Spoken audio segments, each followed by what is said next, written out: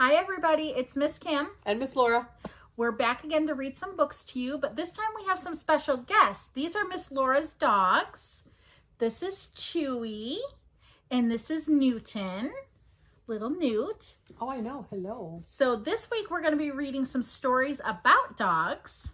We're going to read Harry the Dirty Dog and Sheepdog and Sheep Sheep. Yeah, so we hope you enjoy. Bye. Bye.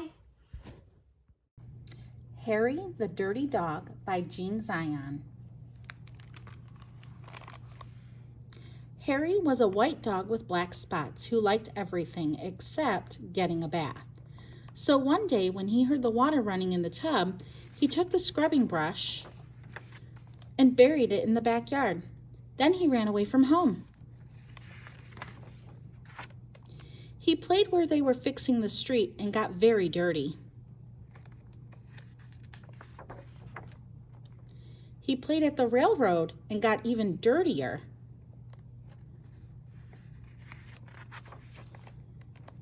He played tag with other dogs and became dirtier still.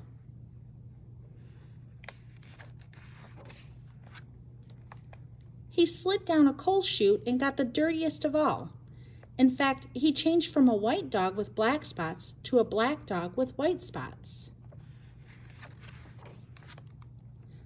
Although there were many other things to do, Harry began to wonder if his family thought that he had really run away. He felt tired and hungry too, so without stopping on the way, he ran back home. When Harry got to his house, he crawled through the front fence and sat looking at the back door. One of the family looked out and said, "There's a strange dog in the backyard. By the way, has anyone seen Harry?"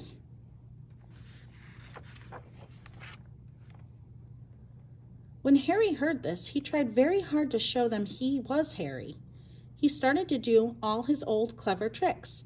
He flip-flopped and he flop-flipped. He rolled over and played dead. He danced and he sang. He did all these tricks over and over again, but everyone shook their heads and said, "Oh no, it couldn't be Harry." Harry gave up and walked slowly toward the gate, but suddenly he stopped. He ran to a corner of the garden and started to dig furiously. Soon he jumped away from the hole, barking short, happy barks. He'd found the scrubbing brush, and carrying it in his mouth, he ran into the house. Up the stairs he dashed with the family following close behind. He jumped into the bathtub and sat up begging, with the scrubbing brush in his mouth, a trick he certainly had never done before.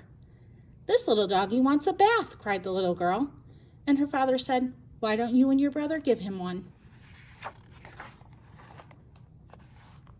Harry's bath was the soapiest one he'd ever had. It worked like magic.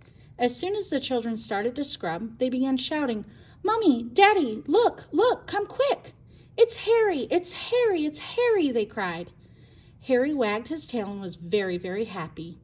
His family combed and brushed him lovingly, and he became once again a white dog with black spots. It was wonderful to be home. After dinner, Harry fell asleep in his favorite place, happily dreaming of how much fun it had been getting dirty. He slept so soundly he didn't even feel the scrubbing brush he'd hidden under his pillow. The end. Sheepdog and Sheep Sheep by Eric Barkley.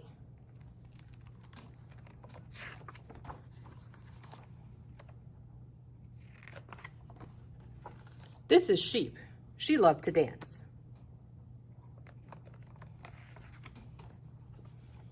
She knows all kinds of fancy dances, like the wildflower dance, the mud puddle dance, the get this spider off me dance, and of course the pee-pee dance.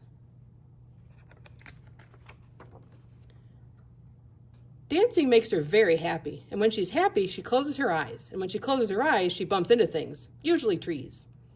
But one day she bumped into something that wasn't a tree. It was a someone, a very hairy someone.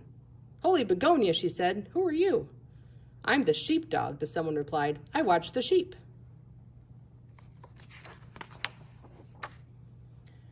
"Well, I'm a sheep. I watch sheep too. Everyone knows I'm an expert at watching sheep." I don't see how you can be much of a sheep watcher with all that hair in your eyes, but I can fix that for you. I'll be right back. She skipped off towards the farmhouse. Just then, Sheepdog spotted an eagle overhead. It was looking at sheep like the mouse looks at cheese.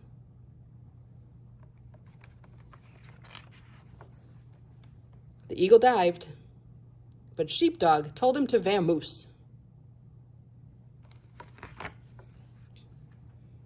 Sheep found Sheepdog waiting for her outside the farmhouse, and she tied his hair into a pretty bow. Now you'll be able to see the sheep, she said, except you're still missing something very important. I'll be right back. Sheepdog looked around. It was true he could see a little better with his hair pulled up. There was the shed, and the apple tree, and the coyote. Coyote! Sheepdog told him to skedaddle. Sheep returned with some binoculars. Here you go, she said. Now you'll be able to keep a sharp eye out for eagles and coyotes. Now, I don't suppose you have a map under all that hair, do you? Sheepdog shook his head no. Well, you're going to need a map so you won't get lost. I'll be right back. She danced her way towards the old truck to retrieve a map. The dance made her very happy. She closed her eyes, and because her eyes were closed, she couldn't see that. But Sheepdog did. Sheep kept on dancing. She had some extra fancy moves.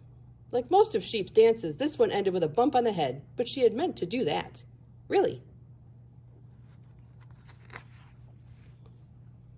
Sheep fished the map out of the glove box and handed it to the Sheepdog. You're all set. You've got a hair bow so you can see, binoculars to keep an eye out for danger, and a map so you won't get lost. Sheep thought for a moment. Now all we need are the sheep. She looked around, not a sheep in sight. She borrowed Sheepdog's binoculars. Still no sheep. She unfolded the map. Yep, this was definitely sheep country. Where are all the sheep? She asked. Did you lose them?